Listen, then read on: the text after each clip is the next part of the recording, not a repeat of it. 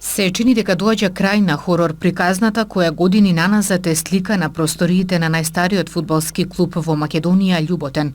Со финансиски средства од дијаспората реновирана е кровната конструкција, а со донации од неколку локални фирми деновиве се работи во внатрешноста на објектот. И понатаму изостанува помошта од политичарите кои редовно се фотографирале пред сооблекувалните за време на кампањите и ветувале дека ќе дадат придонес за подобрување на состојбата во најстариот фудбалски клуб во Македонија. Од друга страна за клубот се грижат вистинските навивачи и симпатизери на Љуботен. Имаше помош од дијаспората во Америка, беа собрани одредени прилив на финансиски средства.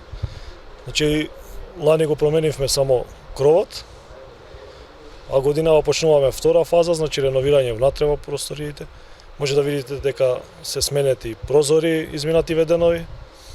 Очекуваме и да биде и од надвор фасада нова поставена и така да се овозможат услови нели за тренирање на сениорската екипа како и за младинската школа на ФК Љубот. Значи се работи за квадратура од прилика околу 300 квадрати. Значи буквално простори кои овозможуваат одигрување на една првенствена утакмица, нели по сите стандарди на фудбалската федерација. Треба две сооблекувални со купатила.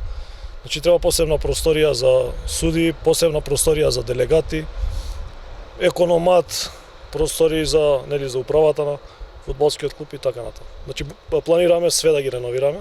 Останува апелот до сите кои сакаат да помогнат просториите на клубот да го вратат стариот сјај. Упатувам апел до сите совесни граѓани, навивачи на Љуботен кои сакаат да донираат, да помогнат, да ги реновираме значи овие простори и дочекуваме Љуботен еден ден да не представува значи во Европа и на светско ниво така.